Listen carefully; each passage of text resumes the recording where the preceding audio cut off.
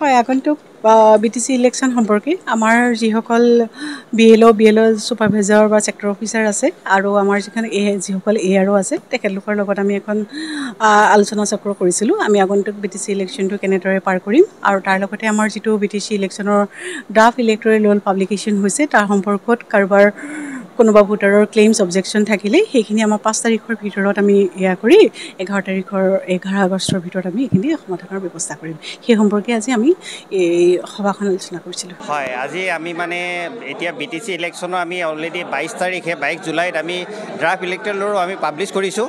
সেই পাব্লিছ কৰাৰ পাছত এতিয়া আমাৰ এটা পিৰিয়ড আছে, সেইটোত আমি ক্লেইম এণ্ড অবজেকশ্যন, কাৰোবাৰ যদি নাম সোমোৱা নাই, কোনোবা যদি ডিলিশ্যন কৰিবলৈ কাৰোবাৰ অবজেকশ্যন আছে, সেইবিলাক আমাৰ এটা প্ৰচেছ আছে। আমি 5 আগষ্টৰ ভিতৰত সেই প্ৰচেছটো আমি কমপ্লিট কৰিব লাগে।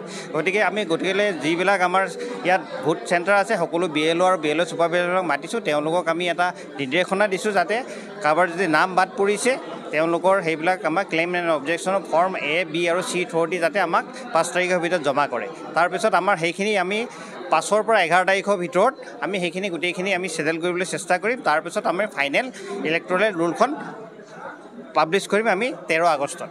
সেই কাৰ্যসূচী আমি আজি ইয়াত সমাপন কৰিছোঁ।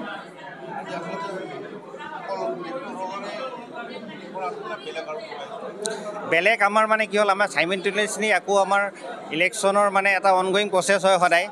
এছেম্বলি ইলেকশ্যনৰ কাৰণেও আমি কাম কৰি আছে। আমাৰ BLOবিলাকে সদায় ভোটাৰ এডিশ্যন ডিলিশ্যন হৈ আছে। তাৰ উপৰিও আমাক এতিয়া এছেম্বলি ইলেকশ্যনৰ কাৰণেও আমি এতিয়া যিবিলাক মানে আমাৰ এচিউৰ্ড মিনিমাম ফেচিলিটি বুলি কয়, এটা ভোট কেন্দ্ৰত যিবিলাক ফেচিলিটি থাকিব লাগে সেইখিনিৰ কাৰণেও আমাৰ এটা নিৰ্দেশনা আহিছে।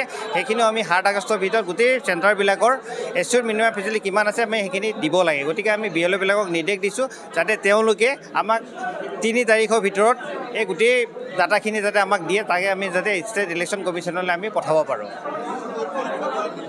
হয়, ইয়াত আমাৰ BTC ইলেকশ্যনত আমাৰ 88টা পলিং ষ্টেচন আছে। তাৰ ভিতৰত এতিয়া আমাৰ এটা নিৰ্দেশনা আহিছে যে আমি মেক্সিমাম আমি এটা ভোট চেণ্টাৰত আমি 1200 ভোটাৰলৈকে ৰাখিব পাৰিম।